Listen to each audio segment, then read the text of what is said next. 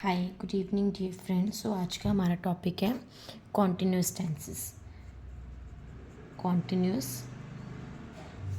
Tenses basically हम जब बच्चों को इंग्लिश में चीज़ बोलते हैं तो बहुत ज़्यादा पजल हो जाते हैं इनके फॉर्मूलाज को अंडरस्टैंड करने में या इनके कंसेप्ट को कि हमने इनको कहाँ अप्लाई करना है या कैसे अप्लाई करना है। But as such it is not much difficult concept. तो सबसे पहले तो हम इसको हिंदी में समझेंगे। कोई भी वर्ड है जैसे कि फॉर एग्ज़ाम्पल बच्चे खेल रहे हैं, बच्चे खेल रहे हैं। किसी भी सेंटेंस के पीछे रहे हैं या रहा था या फिर रहे होंगे आ जाए, दैट मीन्स ये कौन से सेंटेंस होते हैं? ये कॉन्टिन्यूस सेंटेंस होते हैं। कौन से होते हैं? कॉन्टिन्यूस। कॉन्टिन्यूस की हिंदी में पहचान क्या होती है? जहाँ पे रहा रहा आ जाए, चाहे वो पास्ट में हो, था में हो, चाहे है में हो, चाहे होंगे में हो। That means here they are talking about continuous tenses. अब अगर रहा है की बात कर रहे हैं तो दैट मीन्स वो कौन से हैं? Present continuous. मतलब है तो ऑलवेज हमें पता है ये चीज़ कि प्रेजेंट के लिए यूज़ किया जाता है। रहा था, रहे थे, रही थी, दैट मीन्स थी की बात आ गई। मतलब जो चीज़ बीत चुकी है, दैट मीन पास्ट की बात हो रही है। रहा होंगे, रही होंगी, मतलब कोई चीज़ काम रहा होगा। हमें जिसके बारे में नॉलेज नहीं है कि हम कल की बात करें कि कल इस वक्त मैच चल रहा होगा या कोई एग्ज़ाम चल रहा होगा, तो वो चीज़ कल होनी है, अभी हुई नहीं है। तो वहाँ पे क्या हो गया? Future continuous tenses. अब अगर हम प्रेजेंट कॉन्टिन्यूस की बात करें तो अगर जैसे कि मैं ऊपर वाले सेंटेंस को ही बनाऊँ, पहले तो इसका रूल बताती हूँ। इसमें कुछ नहीं है। इसमें आपने is, am, are plus verb की first form plus ING apply करना होता है, subject with object.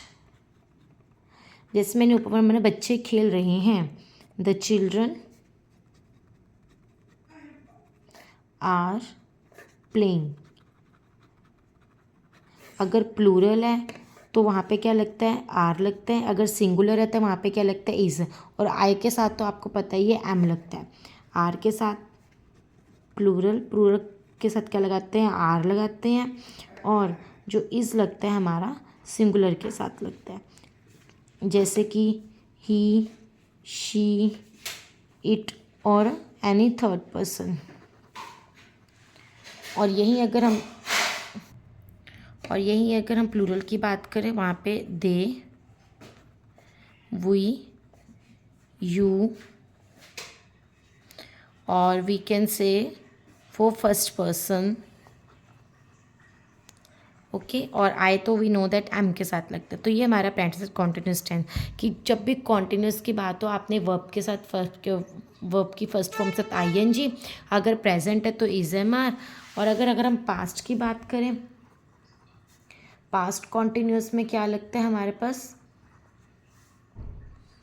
Subject plus was were plus verb की first form plus ING as well as object.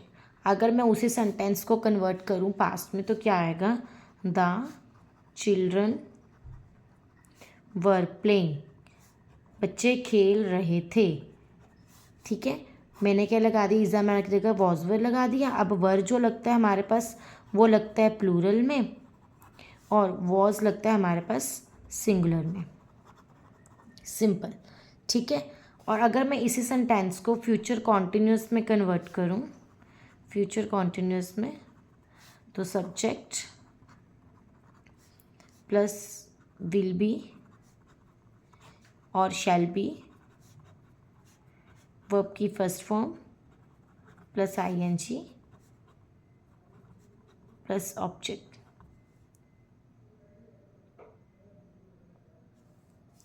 The children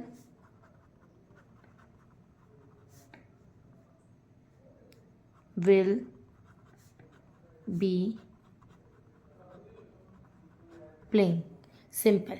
ठीक है, कुछ नहीं करना। अगर आप हिंदी में बोल रहे हो किसी भी आई एम रिपीटिंग, किसी भी सेंटेंस के पीछे रहा है, रही है या रहे थे, रहे होंगे, रहा वाला सेंटेंस आ गया, दैट मीन्स पहले तो यहीं से समझ लो कॉन्टिन्यूस है। अब थे हैं तो पास्ट है, हैं तो प्रेजेंट है और होंगे तो मतलब फ्यूचर है। तो अब प्रेजेंट में हम लगाते हैं इज एम आर, पास्ट में हम लगाते हैं वॉज वर, फ्यूचर में हम लगाते हैं विल बी शैल बी। और कॉन्टिन्यूस है तो हमने वर्ब की first form plus I N G तो हमने साथ में लगाना ही लगाना है। So for more videos subscribe and like. Thank you.